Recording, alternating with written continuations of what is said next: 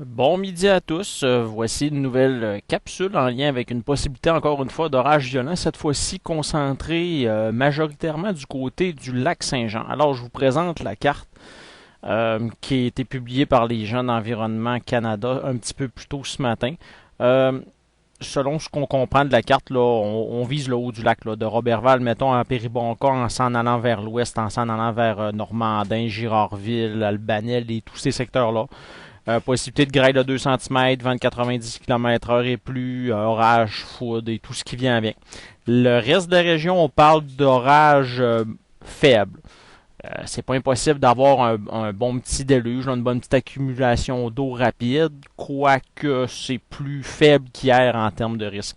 Fait que si on vient du côté des observations en ce moment, ça ici, il est gardé midi, tranquille dans le ciel du Saguenay-Lac-Saint-Jean. Il y a quelques petites cellules, majoritairement dans le haut du lac, là, mais rien pour écrire à sa mère. Si on va du côté des sommets nuageux, on voit quand même que sont dans dans le coin de Parent, tout ça, il y a quand même quelques petites cellules qui tendent à vouloir être plus importantes un petit peu. Si on passe à l'animation, regardez, on les voit ici, là, comme Environnement Canada parle, regardez, là, ça se dirige vers le haut du lac. Au niveau du satellite, bon, on voit que c'est beaucoup plus nuageux au lac Saint-Jean qu'au Saguenay. Moi, je me trouve présentement au lac Saint-Jean et on voit pratiquement pas le soleil. Si je m'en vais du côté des simulations radar, ce qu'on voit, là, je vous dirais, ça se trouve à être ici, là, du côté, regardez, là, le Saguenay est ici, le lac Saint-Jean est là. Euh, Si on recule, là, en après-midi, là, très tranquille. Ça va rester nuageux, des petites averses sont possibles. Encore une fois, rien pour écrire à sa mère, mais l'action semble pouvoir s'installer, je vous dirais, début de soirée, là, 17, 18, 19 heures, là, dans ces alentours-là. Là, regarde, on voit un petit chapelet de cellules, rien d'organisé.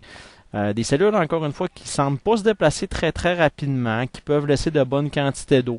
Je vous dirais que ce risque-là est présent là, jusqu'à environ minuit ce soir. Après ça, la force de l'événement risque d'être beaucoup plus faible.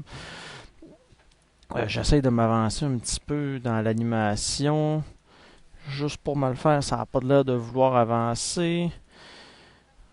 Je m'excuse, ça sera pas bien long. J'ai pas d'image, j'ai plus d'image qui rentre là, mais en tout cas c'est pas bien grave, mais c'est ça. Puis on s'en reparle un petit peu plus tard ce soir, là, ben, en fin de journée, du risque d'averse à venir pour mercredi. Regardez, ça vient de surloader. Là.